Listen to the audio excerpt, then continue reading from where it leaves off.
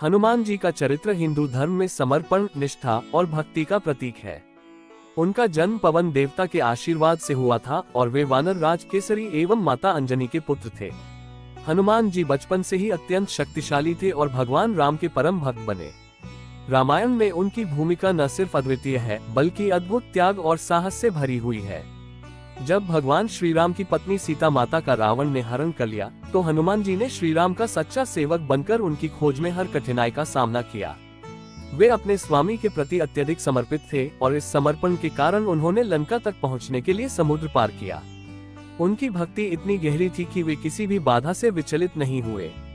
उनकी यही भावना हमें ये सिखाती है कि सच्ची भक्ति में केवल प्रेम और समर्पण ही होना चाहिए, भले ही राह कितनी ही कठिन क्यों न हो। जब वे लंका पहुंचे तो उन्हें अनेक कष्टों का सामना करना पड़ा।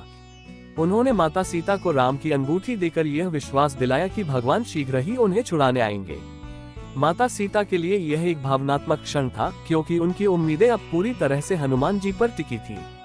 हनुमान जी का साहस और धैर्य देखकर माता सीता का भी मनोबल बढ़ा। ये क्षण उनकी भक्ति और सेवा की चरम सीमा को दर्शाता है, जहां उन्होंने अपने जीवन को राम सेवा में अर्पित कर दिया। हनुमान जी का प्रेम श्री राम के प्रति इतना गहरा था कि युद्ध के बाद जब सीता जी ने उन्हें आशीर्वाद दिया और रत्न प्रदान किए तो उन्होंने विनम्रता पूर्वक इन उपहारों को अस्वीकार कर दिया, क्योंकि उनके लिए श्री राम का प्रेम ही सबसे बड़ा उपहार था। उनकी यह विनम्रता ये सिखाती है कि सच्ची भक्ति में केवल देने का भाव होता है, लेने का नहीं। हनुमान जी की कथा हमें ये सिखाती है कि समर्पण और सेवा में ही जीवन का सार है। उनका प्रत्येक कार्य, प्रत्येक बलिदान श्री राम के प्रति उनकी अनन्य भक्ति का उदाहरण है। उनके चरित्र में प्रेम, निष्ठा और त्याग का अद्भुत संतुलन है, जो हम सबको प्रेरित करता है।